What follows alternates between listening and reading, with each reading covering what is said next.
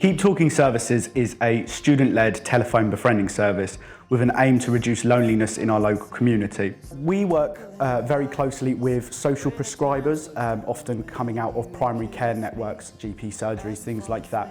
What would happen is someone would take a referral, they would then allocate them to our service based on if they were eligible.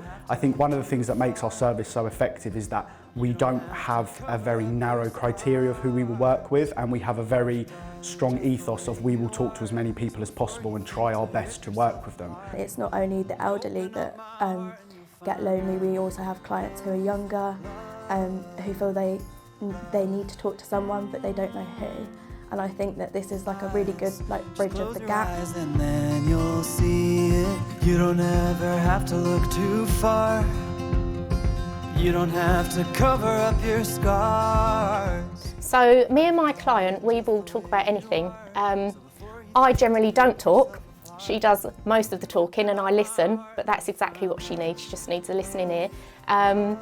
It can get quite heavy sometimes, but other days it can be quite jovial. KeepTalking Services is important because it will, by the way that it works, help to create a better connected society because it brings together both students and vulnerable adults. Whilst we are aware that in our society at least 1 in 4 people does have a mental health problem, I think it's really important that the potential isolation of those people is reduced by a simple service that also offers rewards to the people who are delivering it. It's the most marvellous and innovative scheme. Once the student makes their phone call, they will then be asked to fill out a call log on our app, which is very easy to do, very easy to navigate. There is a box talking about cause for concern. I have around 10 years of working in mental health and I'm very aware of safeguarding. It's something that I've had training in and I'm very passionate about.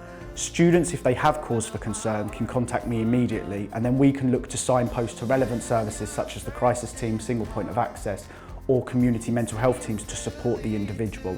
We would never put a student with someone that we thought was an imminent risk, and if there was an imminent risk, we would have to question whether our service is appropriate for them. So we're currently working with multiple charities, local authorities, residential support settings and GP surgeries, and we mainly take referrals through a process called social prescribing. Often social prescribers will have a dictionary of activities that they can look at and promote and signpost other services in, and that's where I want to be. I want to be sitting in this dictionary, but also I want to be one of the key players. I want to be one of the services that people will look at and think this service is so inclusive and so effective. We want this to be someone that we work with.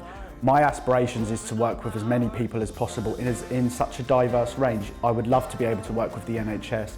I would love to be able to take this to a national level. The main process and the thing that I'm trying to get through to people is we want to talk to everyone and anyone. My passion is to help as many people as possible. You don't have to look too far. You don't have to cover up your scars. You're perfect, darling, just the way you are. So before you think to rip yourself apart, open up my heart and you'll find love.